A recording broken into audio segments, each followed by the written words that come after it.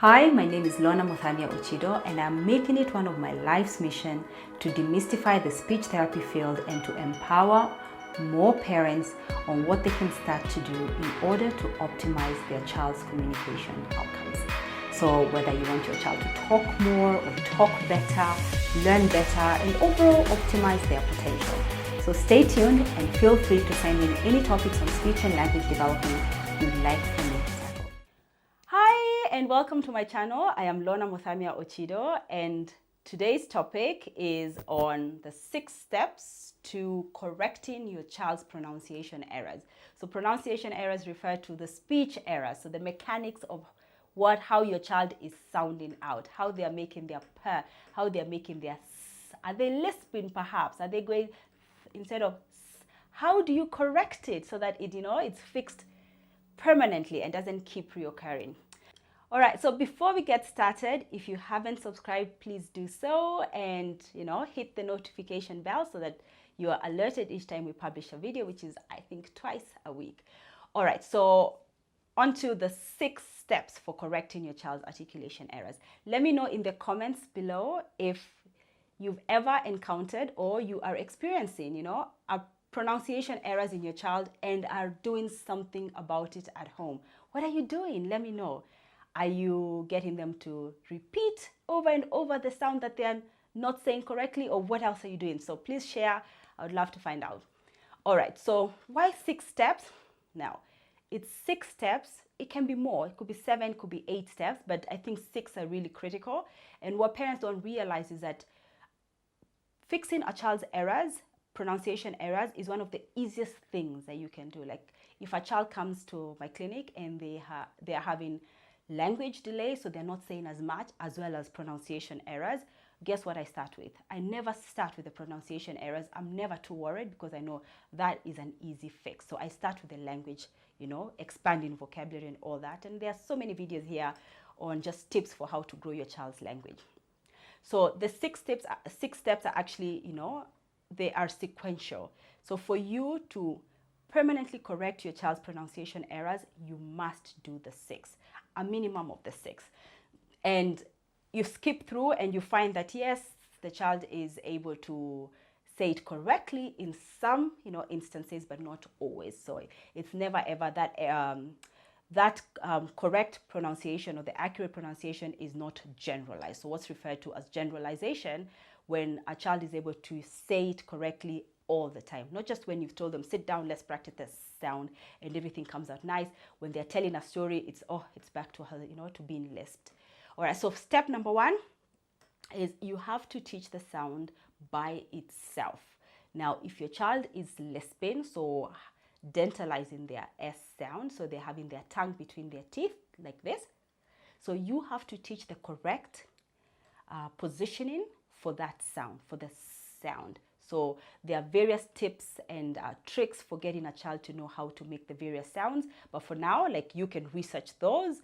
But so they have to learn how to do this correctly and get it correct over a sequence of repetitions before you move on to step number 2.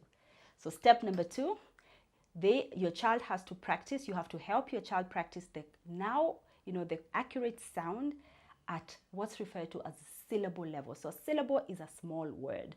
A small word could be toe and sun. Sunset, those are 2 syllables. Sun, just 1 syllable.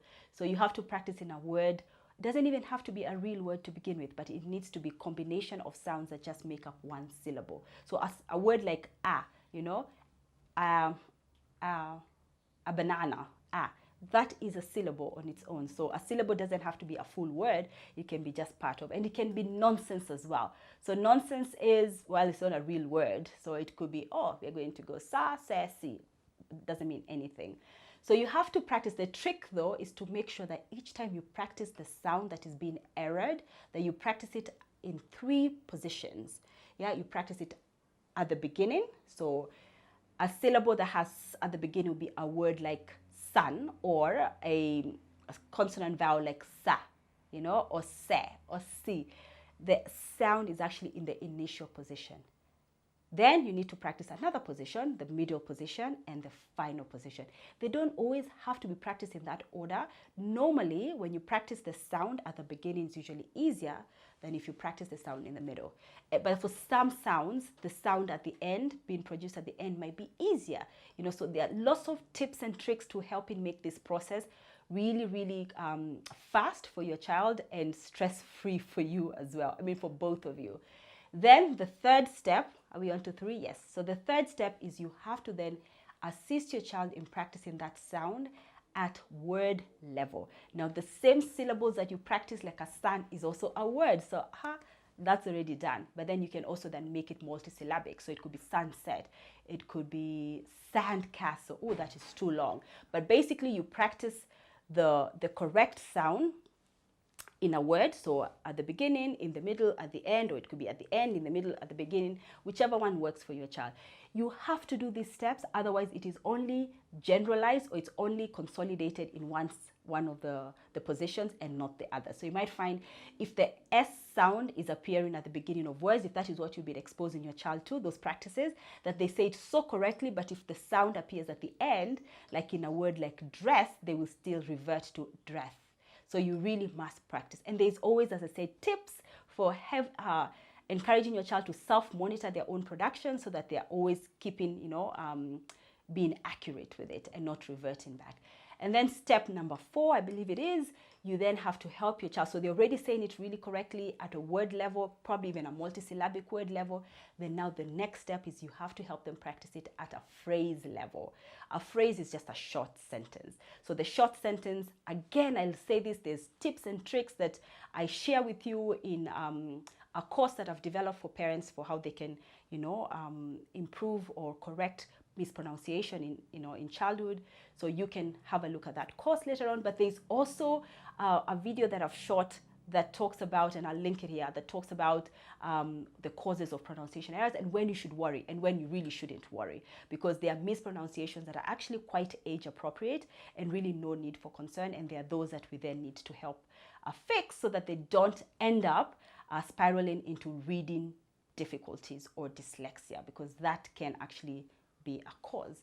So 4th step, as I said, you practicing the sound in a phrase, and the phrases can be all over the place. It can be just random sentences, short sentences, maybe up to 4 or 5 words in the sentence. I like the sun, so that's a phrase on its own. And again, here, one of the tricks is to make sure you don't really correct your child if there is another sound that they're having difficulty with that they then mispronounce during that sentence. You really must keep it targeted at the sound that you're fixing then. And this, the example here we've been using is the sound. So if you say, so if the sentence is, I like the sun, and your child has difficulty with they probably say yike, I yike the sun, and then you go, oh, no, it's not yeah, it's you have just dropped the ball.